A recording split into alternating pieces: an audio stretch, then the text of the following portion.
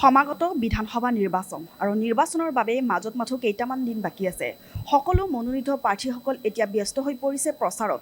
ইতিমধ্যে দিছপুৰ সমষ্টি আৰু এই সন্মানীয় সমষ্টিৰ বাবে বিভিন্ন লোকে প্ৰতিদ্বন্দ্বিতা আগবঢ়াইছিলে। তাৰে ভিতৰত মনোনীত প্ৰাৰ্থী হিচাপে যিসকলে এইবাৰ নিৰ্বাচন যুঁজ দিব তেওঁলোকৰ সৈতে আমি কিছু কথা পাতিবলৈ যিহেতু চেষ্টা কৰিছোঁ। লগতে আজি আমি উপস্থিত আছোঁ মীৰা বৰঠাকুৰ, যিহেতু তেওঁ কংগ্ৰেছৰ হৈ এইবাৰ দিছপুৰ সমষ্টিৰ বাবে তেওঁ এইবাৰ নিৰ্বাচন খেলিবলৈ মন মেলিছে আৰু সেই ক্ষেত্ৰত আমি তেওঁৰ সৈতে কিছু কথা পাতিবলৈ চেষ্টা কৰিম, যিহেতু এই নিৰ্বাচনৰ বাবে এতিয়া সকলোৱে ব্যস্ত হৈ পৰিছে আৰু তেওঁকো দেখিবলৈ পোৱা গৈছে যে বিভিন্ন লোকৰ বিভিন্ন আচলতে ৱাৰ্ডত গৈ তেওঁ প্ৰচাৰ চলোৱা দেখিবলৈ পোৱা গৈছে। যিসমূহ দিছপুৰ সমষ্টিৰ যিখিনি সমস্যা আছে সেই সমস্যাৰ সমাধান বিচাৰি তেওঁ বিভিন্ন লোকৰ পৰা মত বিনিময় কৰাও দেখিবলৈ পোৱা গৈছে। ইতিমধ্যে আমাৰ সৈতে উপস্থিত আছে মীৰা বৰঠাকুৰ গোস্বামী বাইদেউ আৰু তেওঁৰ সৈতে আমি কিছু কথা পাতিবলৈ চেষ্টা কৰিম। লগতে যিহেতু বিধানসভা নিৰ্বাচনৰ বাবে এতিয়া মাজত আৰু কেইটামানহে দিন বাকী আছে, তেওঁ কেনেদৰে প্ৰস্তুতি চলাইছে বা তেওঁ অনাগত দিনত কেনেদৰে তেওঁ কামখিনি কৰি যাব বা তেওঁ যিহেতু এইবাৰ দিছপুৰৰ হৈ নিৰ্বাচনে খেলিব আৰু সেই দিছপুৰ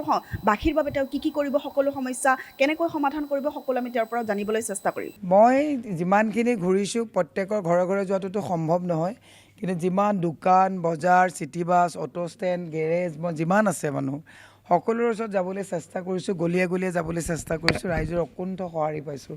চবতছে মই সুখী যে 20 টকা 50 টকা 100 টকা 1000 2000কে প্ৰায় 6,80,000 টকা ৰাইজৰ মই সমৰ্থন পাইছোঁ। কালি মই গৌৰৱ গগৈ ডাঙৰীয়াৰ ওচৰত কৈছোঁ যে মই ৰেলী কৰি থাকোঁতে কোনোবাই আহি 5,000 দিছে, কোনোবাই 10,000 দিছে, কোনোবাই 2,000 দিছে। মই নিৰ্বাচনী প্ৰচাৰত এইখিনি পইচা মই ৰাইজৰ পৰা আশীৰ্বাদ হিচাপে পাইছোঁ। মই জীৱনত 2টা ইলেকশ্যন আগতেও খেলিছোঁ, এনেকুৱা আশীৰ্বাদ ৰাইজৰ পৰা পোৱা নাই। গতিকে কোনোবাই চাউল দি থৈ গৈছে, যি অলপ আৰ্থিকভাৱে একেবাৰে ধৰক দুৰ্বল, তেওঁলোকে কৈছে যে চাউল 10 কেজিকে আপোনাক দি গৈছোঁ। আজি ৰাতিপুৱা নিমখৰ পেকেট 7টা এগৰাকী মানুহে দি গৈছে, লেবাৰ মানে তেওঁ শ্ৰমিক। গতিকে ইয়ে প্ৰমাণ কৰে যে মানুহে বিচাৰিছে যে এইবাৰ দিছপুৰত আমি আহিব লাগে। আৰু মই আশাবাদী, মই দিছপুৰৰ ৰাইজক এটাই কথা কৈছোঁ যে মোক এবাৰ আপোনালোকে বিধায়িকা হোৱাৰ বা ৰাস্তাটো খুলি দিয়ক। মই জনপ্ৰতিনিধিৰ দায়িত্ব নিষ্ঠা সততাৰে মই ৰাইজৰ মাজলৈ লৈ যাম। কিন্তু বাইদেউ আপুনি 2টা নিৰ্বাচন ইতিমধ্যে খেলিছে, এটা বিধানসভা এটা লোকসভা। সেই 2টা নিৰ্বাচনত আপুনি পৰাজিত হৈছে, গতিকে সেইখিনিৰ অভিজ্ঞতা বুটলি এইবাৰ কেনেধৰণে আগবাঢ়িছে? যোৱাবাৰ পৰাজিত হোৱাটো আপোনালোকে ভালকৈ জানে। ভূপেন বৰা যিজন তেওঁ নিজেই কৈছে যে মই হিমন্ত বিশ্ব শৰ্মাৰ 1 নম্বৰৰ মানুহজন আছিলোঁ, বিজেপিৰ খবৰ দিয়াৰ 1 নম্বৰৰ মানুহজন আছিল বুলি তেওঁ কৈছিলে। আৰু মই আগতে যেতিয়া এই কথাখিনি কৈছিলোঁ মোক চবেই বেয়া পাইছিলে, যে কমপ্লেইন কৰিছিলে। মোৰ নিৰ্বাচনৰ 2 দিন আগত তেওঁ খবৰ কাগজত হেডলাইন আহিছিলে যে মীৰা বৰঠাকুৰৰ পইচা নাই, মীৰা বৰঠাকুৰ বহি দিলে, ইলেকশ্যন খেলি মানে আমাৰ লাভ নাই। এইবোৰ কথা এজন দলৰ সভাপতিয়ে কৈছিলে। এতিয়া আমাৰ দলত তেনেকুৱা শিখণ্ডি নাই। গতিকে যোৱাবাৰ মোৰ তাত প্ৰিয়ংকা গান্ধী আহিব ওলাওঁতেও সেইজন প্ৰেছিডেণ্টে মোক প্ৰিয়ংকা গান্ধী আহিব নালাগে বুলি কৈছিলে। তেওঁ কৈছিলে নালাগে, তেওঁলোক আহিলে বহুত টকা খৰচ হ'ব, আপুনি সেইখিনি পইচা দি আপুনি নিজৰ কাম কৰিব পাৰিব। মই পইচা দি পেলাই নিজৰ কাম কৰিবৰ কাৰণে ৰাজনীতিলৈ অহাই নাই। তেনে বুলি ভবাহেঁতেন মই হিমন্ত বিশ্ব শৰ্মাৰ ওচৰতে শৰণাপন্ন হ'লোহেঁতেন। গতিকে এইবাৰ সেনেকুৱা নহয়। এইবাৰ মোৰ প্ৰচাৰত আপোনালোকে দেখিছে দলে সৰ্বশক্তি প্ৰয়োগ কৰিছে।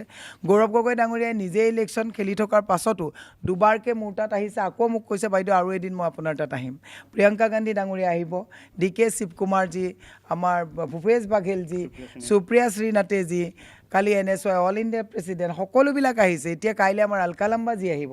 গতিকে মই আশাবাদী। দলে মোক কালিও গৌৰৱ গগৈ ডাঙৰীয়াই কৈছে যে এইবাৰ নিৰ্বাচন কেৱল মীৰা বৰঠাকুৰে খেলা নাই, দলে খেলিছে।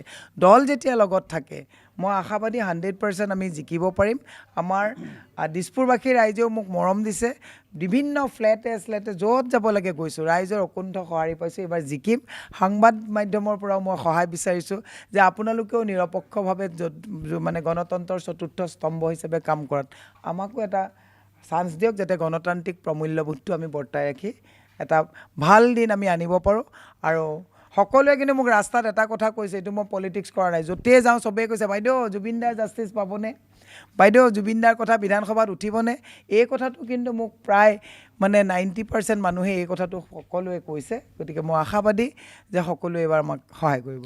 আৰু এটা কথা, আপুনি সাংবাদিকসকলৰ কাৰণে জীৱন বীমাৰ আঁচনি যদি আপুনি বিধায়িকা হয়, মই নিজে সংবাদ মাধ্যমৰ লগত জড়িত ব্যক্তি হিচাপে আপোনাক এইটো অনুৰোধ কৰিম যে সাংবাদিকসকলৰ যি অসুবিধা তেওঁলোকৰ কাৰণে জীৱন বীমা নিশ্চিত কৰিবৰ বাবে আপুনি এখন আচলতে বিধেয়ক অনাৰ কাৰণে প্ৰস্তাৱ উত্থাপন ডেফিনেটলি কৰিম। আৰু মই অসমৰ সংবাদ মাধ্যমৰ ওচৰত চিৰকৃতজ্ঞ যে তেওঁলোকে বহুতে ক'ব পাৰে, কিন্তু মই কেতিয়াও আজিলৈকে বায়াছ হোৱা দেখা নাই। মই দেখিছোঁ আমাৰ ক্ষেত্ৰত কিন্তু কেতিয়াও বায়াছ হোৱা দেখা নাই গতিকে সংবাদ মাধ্যমৰ প্ৰতি মোৰ সশ্ৰদ্ধ মানে শ্ৰদ্ধা আছে আৰু আপোনালোকৰো সহযোগিতা বিচাৰিছোঁ সঁচা কথাখিনি যাতে মানে আগবাঢ়ি লৈ যাব পাৰোঁ মই প্ৰদ্যুৎ বৰদলৈ ডাঙৰীয়াৰ নিচিনা বহুত টকা পইচা মোৰ নাই মই সততা আৰু বিশ্বাস মানুহৰ আস্থা লৈ পেলাই মই আগবাঢ়ি গৈছোঁ মই এইবাৰ জিকিম বুলি মই একদম 100% আশাবাদী হয় এখন চৰকাৰী বিদ্যালয়ত যোৱাকালি দেখিবলৈ পোৱা গৈছিলে যে মধ্য গুৱাহাটীৰ যিগৰাকী প্ৰাৰ্থী আছে বিজয় গুপ্তাৰ নিৰ্বাচনী সভা অনুষ্ঠিত হৈছিল তাৰপিছত এই বিদ্যালয়খনৰ বিৰুদ্ধে কাৰণ দৰ্শোৱা জাননী প্ৰেৰণ কৰা হৈছে